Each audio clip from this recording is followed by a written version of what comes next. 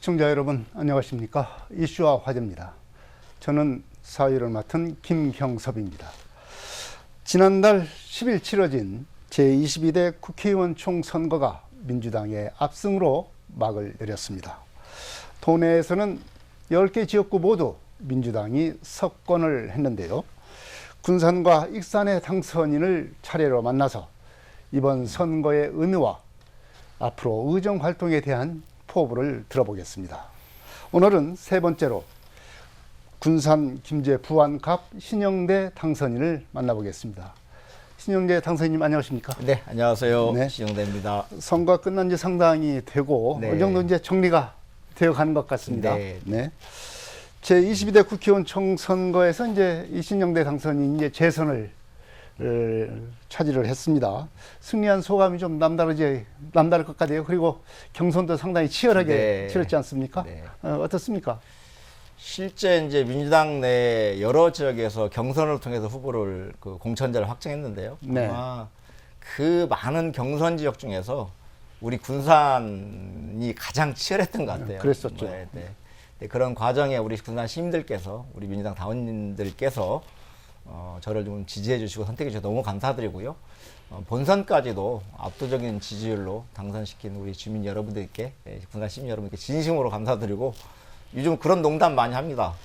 적당히 좀 지지해 주시고 적당히 일하게 해주시면 좋은데 너무 많이 지지를 해주셔서 일을 더 많이 열심히 하겠다, 이런 부담을 많이 주셨다, 이런 말씀 드리는데요. 더 열심히 일하려고 생각하고 있습니다. 네.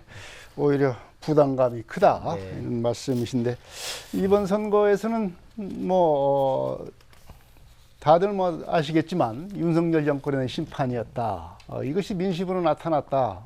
이것이 대체적인 한마디로 평할 수 있는 그런 평가라고 할 수 있겠습니다. 이 신영대 후보께서 당선인께서 선거 과정에서 느끼신 민심은 무엇이었는지 좀 말씀해 주시죠. 방금 말씀하신 대로 모든 시민들, 대한민국 국민도 마찬가지고 이번 선거의 결과는 윤석열 정부의 그 지난 2년 동안의 무능함, 무도함, 이런 부분에 대한 심판 선거가 있었고요. 실제 주민들을 만나도 하시는 말씀들이 이번에 국회에 들어가면 제대로 좀 쏴달라, 이런 말씀을 많이 해주셨어요. 그래서 이번 선거는 윤석열 정부의 심판의 선거가 분명하고요. 또 두 번째로는 군산에서 좀 재선을 저를 만들어 주셨는데 여전히 지방 소도시 갖고 있는 한계가 있죠. 네. 지역 발전이라는 이런 난제가 있는 건데 그동안에 지역에 여러 가지 어려움이 있었던 현대중공 재가동 문제랄지 전북대병원, 군산병원 새롭게 짓는 신축의 문제랄지 군산에서 서울까지 준 KTX를 통해서 90분대에 서울을 도착할 수 있는 이런 철도망을 구축하는 문제랄지 이런 여러 현안들에 대해서 신영대가 재선에 대해서 잘 마무리하고, 그리고 현재 진행되고 있는 군산 새만금 사업단지 2차전지 소재 기업들의 입주 문제, 그리고 공장이 안정적으로 건설되고 그 종업원들이, 근로자들이 지역에서 잘 정착할 수 있게끔 역할을 잘 해달라, 이런 지역 발전에 대한 요구들도 충분히 저한테 말씀하셨다고 생각합니다. 네. 이제 도민들이 이제 그런 열망이 모아서 이제 투표로 이어졌고, 그것이 이제 표심의 결과가 나타났지 않습니까? 네. 도내에서는 지역구 선거에서는 민주당이 이제 10개 지역구 모두 석권을 했고, 그 지지율도 아주 폭발적이었습니다. 네. 80%가 넘었으니까요. 이제 그러면서도 이제 비례 선거에서는 민주당 위성 정당이 이 조국 혁신당에 비해서 좀 적었습니다. 네. 그것이 이제 조금 불일치가 되는 그런 상황이었는데, 이렇게 우리 도내 유권자들께서 이렇게 지역구 선거와 비례 선거에서 따로 표심이 나타난 그 이유가 있을 것 같습니다. 어떻게 분석을 하십니까? 실제 이제 전라북도 대도시권 같은 경우들은 조국 혁신당의 지도가 민주당의 유성정당이었던 더불어민주연합보다 더 높게 나온 건 사실이고요. 근데 전국적으로도 상당히 조국 혁신당이 비례 득표를 많이 했죠. 네, 24%가 좀 넘었던 것 같아요. 네, 거의 비슷했습니다. 네. 이런 게 왜 나왔을까라는 걸 생각해 보면 이런 것 같아요. 민주당 수권 정당입니다. 네. 우리나라의 그 국민들의 어떤 유권자의 어떤 정치적인 그 정서를 보면 진보 성향, 보수 성향이 한 30에서 35% 정도가 팽팽하게 맞서고 있죠.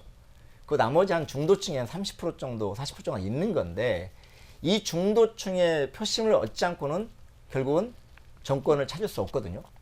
그러니까 민주당 입장에서는 결국은 그 중도층에 대한 어떤 소구력 있는 정책들을 할 수밖에 없고 국회 입법 활동도 그럴 수밖에 없는 건데 그래서 민주당한테는 그런 수권 정당으로서의 역할을 네. 를 부여하기 위해서 지역구에서 우리 군산 시민뿐만 아니라 전국에서 좀 많은 지지를 보내주셨던 것 같고요. 그래도 불구하고 또 우리 국민들이 생각하는 특히 우리 호남의 우리 군산의 전라북 도민들이 생각하는 생각은 뭐냐면 윤석열 정부의 남은 3년이 너무 길다. 네. 이렇게 돼서 안 된다. 좀 빠르게 우리 그 정권을 좀 바꿀 수 있는 방법은 없겠냐. 이런 과정에서 조국 혁신당이 주장했던 개헌을 통한 4년 중임제 대통령 개헌을 통한 조기 선거 이런 주장들 하셨거든요. 선명한 슬로건 있잖아. 3년은 너무 길다. 이런 것들 한마디로 우리 그 진보층 그리고 우리 민주주의를 앞장서서 실천해왔던 우리 호남 전라북도 도민들 입장에서는 그런 측면에서 조국 혁신당이 했던 민주주의 쇄빙선 역할을 하겠다. 이런 역할에 대해서 좀 일정 정도 지원을 해주신 거라 생각하는 거고요. 이게 좀 조화롭게 저는 잘 만들어졌다 생각합니다. 네. 바로 이제 지역구 선거와 비례 선거에서 표심이 달라 나타나는 것은 바로 이제 그런 뭐라 보자면 이게 조국 혁신당에 대한 기대는 정치 개혁, 대한민국 개혁에 대한 어떤 네. 돌격대 네. 역할을 좀 해달라. 네. 이런 측면에서 좀 지지가 좀 더 높았지 않느냐. 뭐 이런 생각이 듭니다. 자, 군산 시민들이 이제 재선을 우리 신영대 당선인에게 재선을 하도록 그렇게 표를 주셨습니다. 이제 막중한 책임감이 있을 것 같아요. 그래서 이제 오는 6월 이제 개원이 되는 제22대 국회에서는 우리 신영대 당선인이 이제 어떻게 의정을 활동할 것인가에 대한 기대가 큰데요. 이거에 대한 나름대로의 포부가 있을 것 같아요. 어떤 네. 계획을 잡고 있습니까? 국회의원 임기 이제 4년입니다. 네. 그 안에 앞으로 3년 후에 대통령 선거가 있습니다. 물론 뭐 개헌을 통해서 뭐 대통령을 또 당겨서 하면 더 좋긴 하겠지만 어쨌든 국회의원 임기 내 대통령 선거가 있습니다. 그래서 저희들이 할 일은 몫은 뭐냐면 저희가 야당이 된 이후에 그리고도 상식적이지 않은 윤석열 정부가 들어선 이후에 엄청나게 지금 대한민국이 혼란스러워지고 있거든요. 지역으로 놓고 봐더라도 새만금의 잼버리 대회 실패를 본인들이 모든 걸 주도해놓고 그 실패의 결과에 대해서는 전북의 책임을 물으면서 예산을 삭감했다는 거랄지 이런 건 저는 정치권 오래 있으면서도 본 적이 없는 행태들이었거든요. 그러면 저도 언론 생활을 오래 평생을 했지만 네. 그런 경우는 처음 봤습니다. 처음 봤어요, 저도. 네. 그래서 이런 부분을 이제는 종식시키기 때문에 저는 앞으로 국회의원 4년 임기 내에 치러진 대통령 선거의 승리를 위해서 민주당의 승리를 위해서 할 수 있는 모든 노력을 다 하려고 생각합니다. 그 두 번째로는요. 여전히 아까 말씀드린 대로 지역 우리 군산이 갖고 있는 여러 현안들이 있습니다. 네. 4년 전에는 현대중공업 재가동에 대한 약속들을 시민에게 드렸던 거고 지금은 이제 전북대 병원을 어쨌든 완공해서 제 4년 임기 내에 병원을 개원까지 할 수 있도록 만드는 것 그리고 빠른 시간 내에 군산과 서울까지 지금 기차가 다닐 수 있게끔 90분대에 이제 서울을 갈 수 있게끔 이런 철도망 구축하는 문제 그리고 금남도 개발의 문제 그리고 산업단지에 입주기업들이 들어오는데 입주기업들이 안정적으로 공장을 지을 수 있도록 우리가 지원하는 문제 그리고 거기엔 종업원들이 군산에서 일자리를 구하고 다른 지역에 사는 게 아니라 군산에 정착할 수 있게끔 정규 여건을 개선하는 문제 이런 것들을 좀 잘 준비하고자 하는 그런 꿈이 있습니다. 네, 여러 가지 해야 될 일들이 지금 말씀하신 대로만 한다고 그러면 얼마나 좋겠습니까? 그리고 너무 일들이 많지 않은가? 네, 우리 이렇게 군산이 좀 현안이 더 많습니다. 네, 해야 될 일이 참 일이 많다는 것은 한편으로 보면 또 그 행운이기도 하고 네. 한편으로는 큰 부담이기도 하고 그렇지 부담인데 않습니까? 이 성과를 잘 만들면 큰 보람으로 남는 것 같아요. 네. 이제 등원을 하게 되면 이제 첫 상임위가 관심거리입니다. 지금 뭐 상임위를 어떻게 할 것인가 이제 조정을 앞두고 있을 텐데 이 상임위는 어떤 상임위를 지금 마음에 두고 있습니까? 그 상임위는 제가 원한다고 할 수 있는 건 아니고요. 네. 지금 새롭게 원내대표를 선출하고 있는데 원내대표가 선출되면 원내대표가 결정을 합니다. 네. 이런 게 첫 번째고요. 두 번째로는 이제 그래도 불구하고 전라북도 지금 국회의원들이 10분이 민주당에 당선되셨는데 이번 21대 국회의 후반기를 보면 특정 상임위, 네. 농림축산 뭐 해양수산 상임위에 3분이 가셨어요. 그러니까 이게 좀 쏠리면서 있었죠. 근데 이번에 이제 당선되신 그 10분의 국회의원님들은 좀 고르게 좀 가자.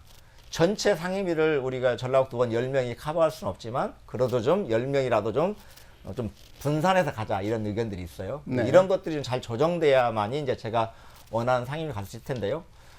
저는 사실 이제 이번에는 좀 해양수산부를 끼고 있고 농림축산식품부를 끼고 있는 상임위를 좀 제가 네. 원했고 시민들한테 그렇게 가고 싶다는 말씀을 드렸었는데 지금은 좀 사실 쉽지 않은 상황이긴 한 것 같아요. 제가 근데 그 상임위 왜 원했으냐면 군산에 이제 그 금남도 개발의 문제도 해양수산부 소관이고요. 그리고 그 군산 신안과 군산 새만금 신안 간의 어떤 역할에 대한 분배랄지 새만금 신항을 빨리 조기에 완공할 수 있도록 하는 것들이 다 해양수산부 관할이기도 하고 네. 또 군산에 이제 이런 그 군산 신항에 그 이런 뻘이 쌓여가지고 준설이 지금 매년 한 100억 이상 하고 있는데 그래도 불구하고 그 쌓인 만큼 다 그 푸지를 못 하고 있어요. 다 준설 다 못 하고 있어요. 그래서 이런 준설 예산을 좀 확대하는 문제들도 해양수산부 문제기도 하고 지역의 뭐 신동지 벼쌀의 문제랄지 이런 농업의 문제도 있고 그래서 농림축산식품부나 해양수산부를 관장한 상임위를 가고 싶어서 지금 신청을 해놨는데 그건 좀 이제 다른 지역에서 전라북도 당선되신 의원님들이 재선이 되시면서 그 상임위에 간사를 좀 생각하고 계시는 것 같아요. 네. 거기에 좀 조정의 문제가 남아있는 것 같고 그래서 이제 1순위는 농해수위를 생각하지만 그게 여의치 않으면 지금 제가 4년 동안 군산의 산업 문제 때문에 당연히 그런 4년 동안 상임위를 산업통상자원부하고 중소벤처기업부를 관장 상임위 일을 해왔거든요. 네. 그 결과는 상당히 의미 있었어요. 뭐 예를 들면 2차전지 특화단지 지정단 문제랄지 그리고 2차 소지기업도 군산에 들어오게 하는 문제랄지 이런 것들이 성과가 있었기 때문에 뭐 여의치 않으면 다시 4년 동안 성과를 바탕으로 한 2년 정도는 뭐 산자위를 일차하고 그 다음 2년을 농해수를 한다고 할지 그렇게 좀 저 개인은 생각하고 있는데 모르겠습니다. 아직 네. 원내대표가 선출돼야만이 결론이 나올 것 같아요. 예, 농림해양수산이나 뭐 산자위 네. 예, 이런 상임위가 될 것 같다는 그런 말씀인데요. 자 이제 의정 활동을 해야 되면 이제 뭐 국정을 해야 되고 또 지역 발전도 해야 되고 이렇게 해야 되는 게 국회의원의 숙명 아니겠습니까? 국가적으로는 정말 시급하게 해결해야 될 일이 무엇인지 뭐 생각을 좀 해보셨을 것 같아요. 네. 어떤 것을 시급하게 해결해야 되겠습니까? 뭐 진짜 여러 현안이 많죠. 사실 뭐 사회적 양극화 문제도 있고 여러 문제가 있는데 지금 어느 누구나 얘기하는 게 저출생 문제, 네. 저출생 고령화 문제, 그리고 그리고 기후 변화에 대한 대응의 문제, 그리고 새로운 AI랄지 새로운 신기술이 만들어지면서 고용이 만들어지지 않는 문제, 이런 문제가 좀 심각한 우리 대한민국의 과제거든요. 이런 그 인구 구조의 변화랄지 산업 구조의 변화에 대응하기 위한 새로운 전략들이 좀 국가적 차원에서 좀 모색돼야 될 텐데 사실 윤석열 정부는 지금 거꾸로 하고 있거든요. 재생에너지를 축소한다랄지 저출생 예산에 엄청난 예산을 쏟아부어서 불구하고 그냥 어찌 보면 돈 주면 난다 이런 방식 접근하고 있거든요. 네. 근데 실제 아이를 낳지 않는 부부들을 보면 젊은 부부들을 보면 딱 그 이유예요. 경력 단절입니다. 일과 가정이 병립됐으면 좋겠다. 이런 것도 요구가 있는데 이런 부분을 어떻게 제도적으로 설계할 것인가 뭐 이런 것들이 필요할 것 같고요. 그리고 뭐 실제 일자리가 줄고 있습니다. 과거에는 1조를 투자하면 뭐 한 수천 명의 일자리 생겼는데 지금 1조 투자해도요 일자리 한 1,000명이 채 안 됩니다. 네. 이런 그 산업 구조의 어떤 변화의 문제에 대응하는 것까지 포함해서 이걸 좀 우리가 22대 국회에서 제대로 준비하지 않으면 대한민국 미래에는 없다. 활로는 없다. 이런 각오로 좀 잘 준비해 보려고 합니다. 네. 여러 가지 참 벅찬 과제들이 많은 것 같습니다. 지역 현안도 그에 못지않게 네. 과제들이 많지 않습니까? 뭐 이제 시급하게 해결해야 될 지역 현안은 무엇으로 꼽으십니까? 지금 이제 걱정이 제가 있는데 지금 새만금 산업단지에 그 투자가 예정되는 게 10조원이 넘습니다. 네. 거기에다가 10조원이 넘어가면서 고용 규모가 한 7,000명, 8,000명 정도가 예정돼 있습니다. 이게 2027년쯤에 좀 이렇게 가시화되는 시점들입니다. 네. 그러면 이 부분을 어떻게 우리가 잘 준비할 것이냐는 건데 첫 번째가 교통 문제 같습니다. 전주군산 산업도로 보면 엄청나게 지금 출퇴근 시간이 밀립니다, 지금도. 그렇죠. 근데 이거 이 7점이 늘어날 때 그럼 이 도로는 어떻게 될 거냐? 그럼 교통 인프라를 어떻게 확대할 것인지 준비해야 될 것 같고요. 그리고 직장은 군산에 있는데 여러 가지 교육 여건이랄지 보육 여건이랄지 정지 여건이 미비해서 다른 지역에 출퇴근할 수 있거든요. 그 새로운 일자리를 만들었지만 그 일자리에 종사하는 그 종업원들이 노동자들이 군산에 거주하게끔 이런 정지 여건을 개선하고 더불어서 교육과 보육 여건을 잘 준비해 놓는 거 이런 것들이 지금 상황에서 시간이 얼마 남지 않았기 때문에 네. 가장 중요하다고 생각하고 있고요. 또 두 번째로는 군산이 정말 좋은 관광 여건을 갖고 있음에도 불구하고 이게 관광이 1박 2일 숙박형 관광이 잘 안 되고 있습니다. 네. 이런 숙박형 관광을 위해서 어떤 준비해야 될 것인지에서 지금 구상을 하고 있고요. 그건 거의 마무리된 것 같습니다. 그래서 지금 얘기했던 것은 이제 제가 지난 선거 때 공약했던 것들은 음파 호수공원을 정원화 사업에서 정말 아름답게 꾸민다랄지 더불어서 저기 우리 새만금까지 가지 않더라도 군산 내항쯤을 중심으로 한 도선장 중심으로 한 어떤 숙박 시설들을 확대하는 문제랄지 이런 것들을 잘 준비해 보려고 생각하고 있습니다. 네.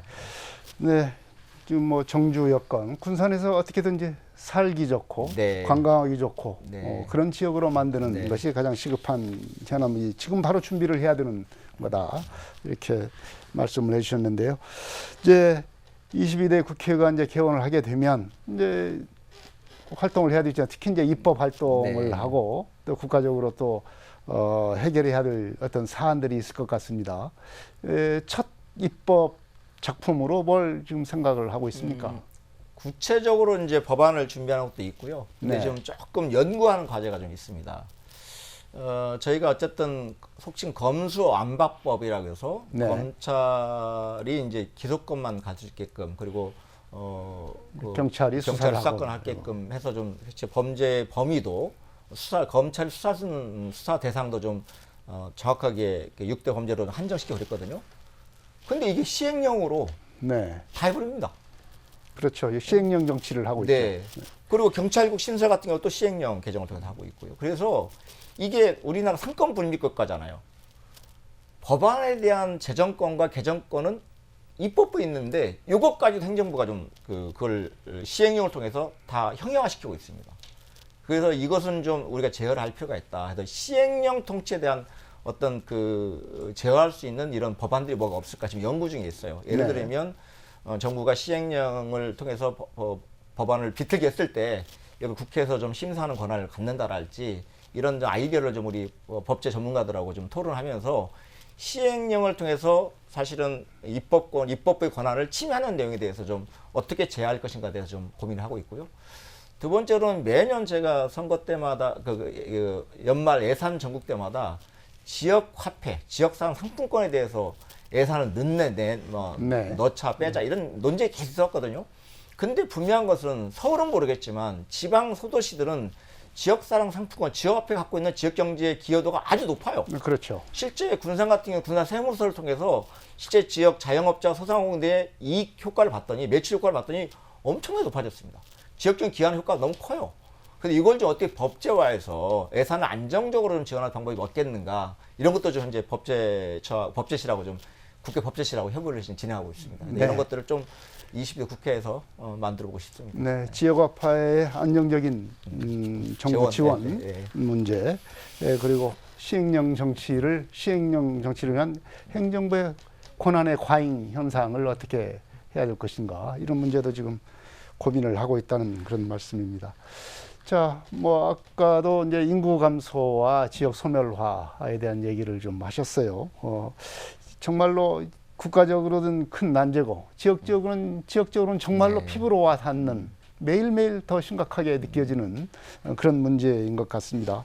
인구 감소와 지역 소멸화의 대책으로 신영대 당선인께서는 복수 네. 주소제 이 도입을 그 대책의 한 가지로 공약을 했습니다.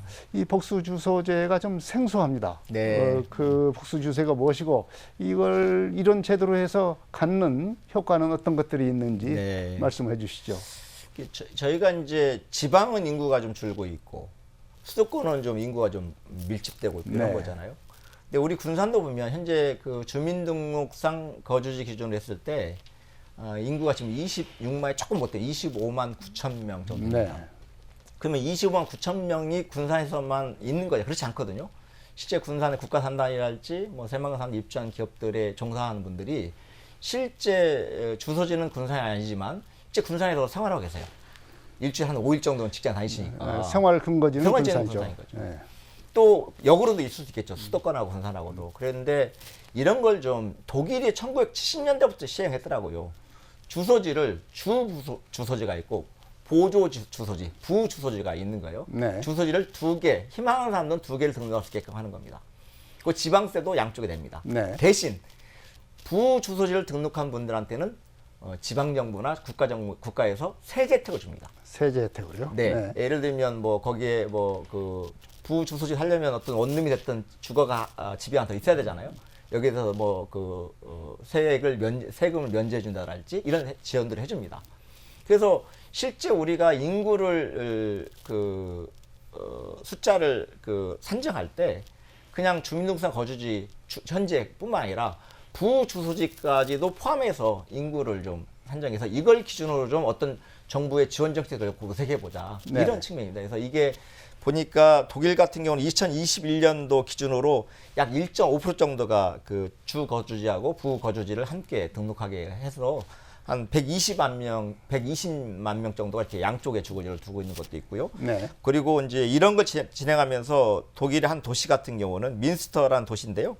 여기는 1년사 인구가 만 한 4,000m 늘어나는 거, 한 4.86% 정도 인구가 늘어나는 효과도 있었거든요. 네. 이걸 통해서 지역도 살고 그리고 지역의 부주소지를 둔 분들에게 여러 가지 세제 혜택 주면서 지방의 활로를 모색해 볼 수 있겠다 이렇게 생각하고 그거 한번 추진해 보려고 합니다. 네.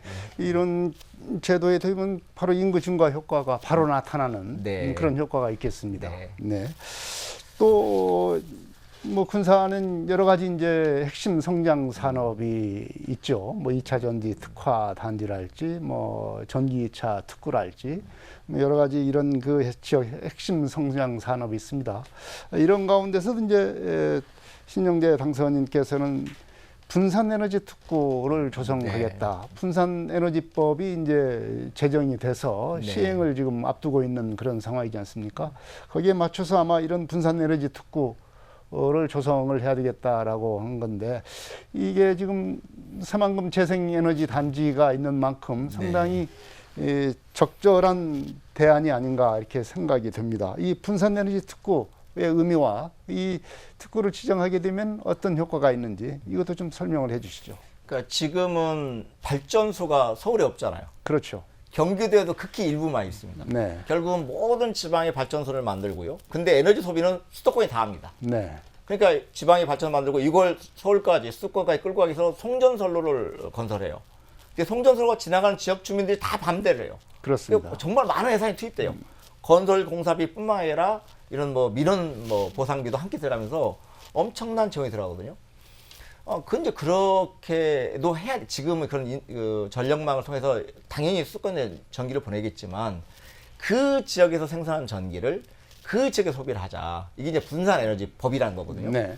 근데 특히 재생에너지 같은 경우들은 그 지역에 생산하는 에너지를 굳이 그 서울까지 보낼 필요 없이 그 지역에다가 바로 쓸 수 있게 하자. 그리고 부족한 에너지만 다른 전력망 통해서 받으면 되지 않겠습니까? 네. 그래서 특히나 우리 군산 같은 경우들은 재생에너지를 계획된 재생에너지 규모가 상당히 커요.